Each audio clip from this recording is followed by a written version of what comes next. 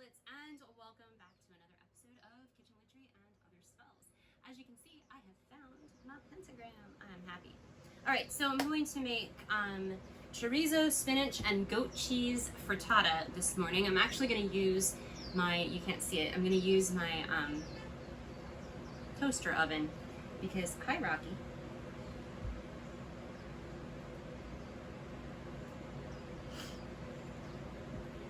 Do you want to say hi?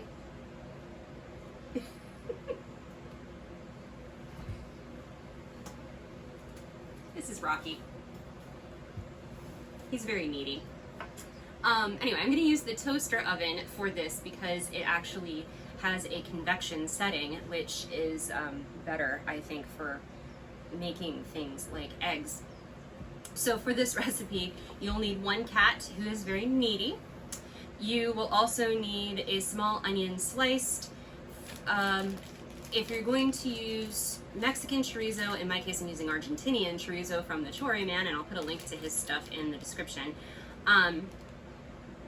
You can use either Mexican chorizo, which is uncured, or Spanish chorizo, which is cured. If you're using Spanish chorizo, you're going to want to slice it into diagonal rounds, oblongs, I don't know what you call those, and otherwise you're going to crumble this into your pan.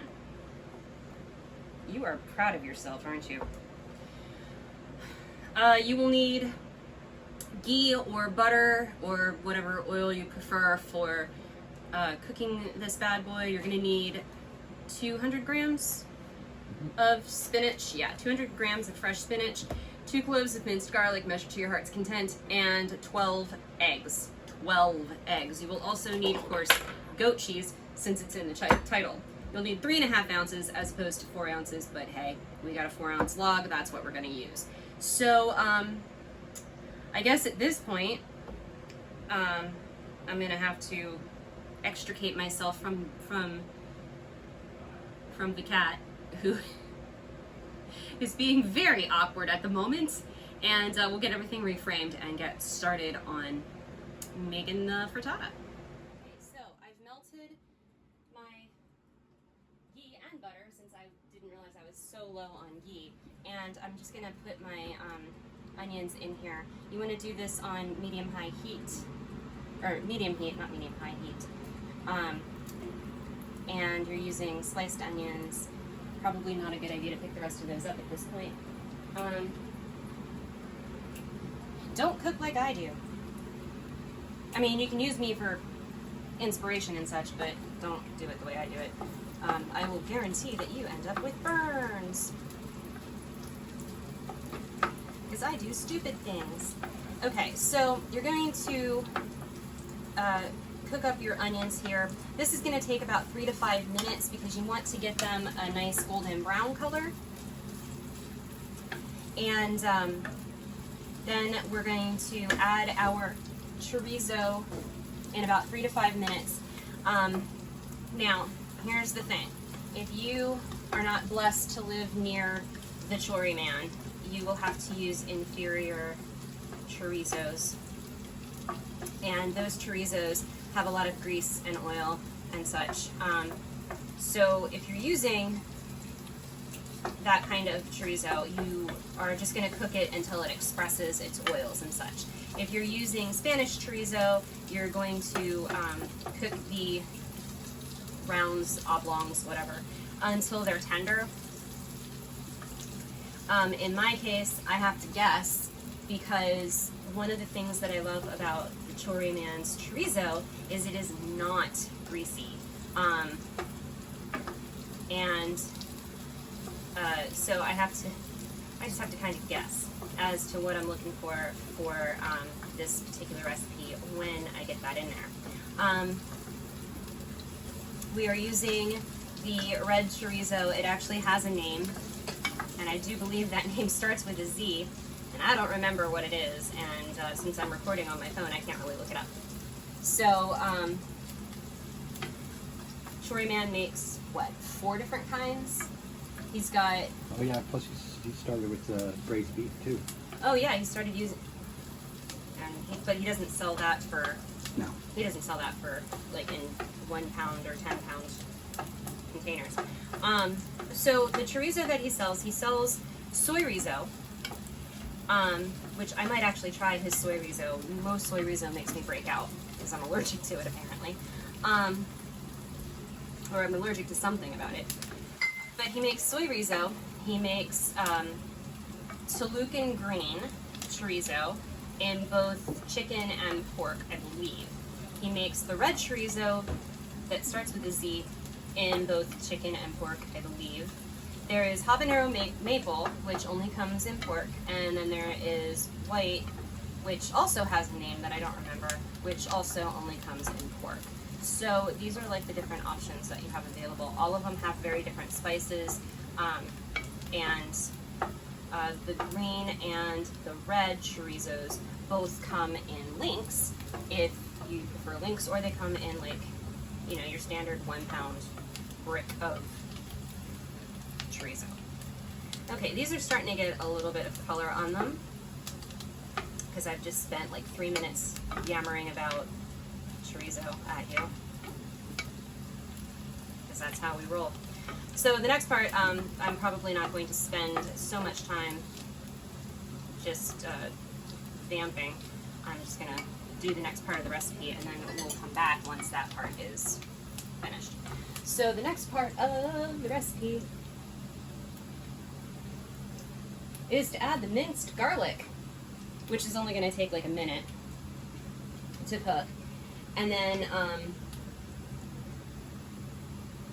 then we're going to add our chorizo.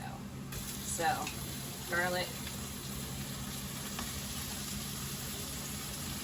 That's too close. We'll cook this for a minute, and then cameraman Ken was kind enough to crumble up the chorizo for me, so I don't have to do that in the pot pan. You want it smaller than that? What? Is that a good size? Yeah, that's perfectly fine. So we're going to cook this for about a minute. We just want things to get fragrant, slightly browned, because we're about to add some really good stuff here. So I'm going to put my chorizo in here, and we're going to cook the chorizo for 3 to 5 minutes, probably about 5 minutes, just to make sure that it's cooked all the way through. Like I said, if you're using Spanish chorizo, you want to get it nicely browned. If you are using Mexican chorizo, then you're going to want to cook it until it expresses its oil and such. And in my case, I think we're just looking to get this a nice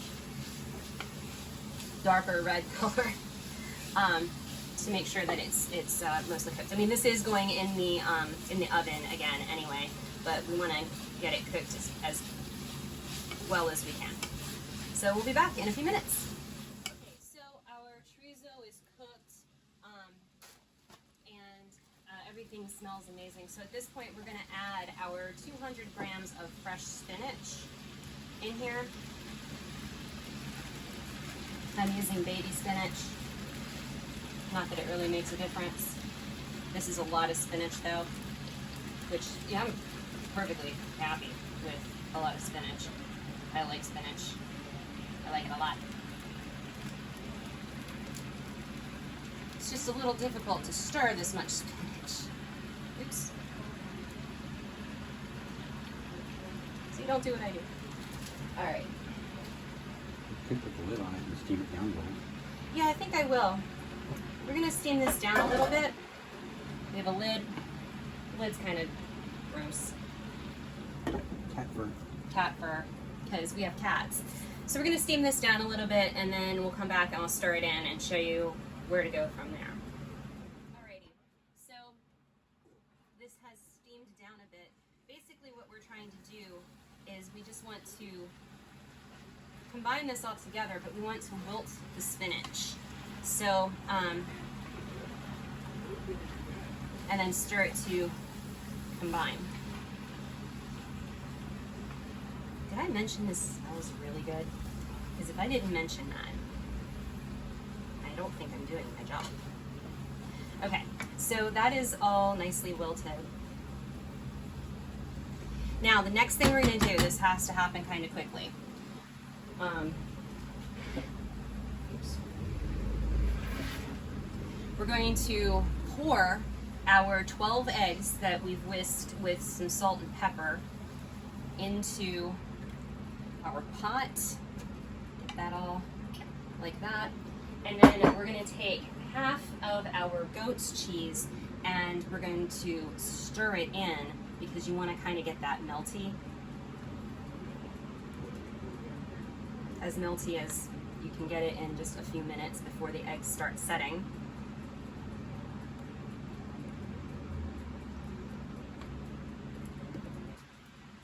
Okay, that's the best I can do.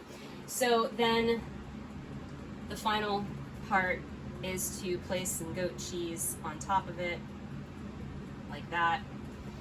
And this is ready to go into our oven. Now you want to set your oven, if you're using a regular oven, you're going to preheat it to 350 degrees. If you have like a regular oven, you're going to preheat it to 320 degrees if you're using a convection oven, or the convection setting on your toaster oven if you have one of those.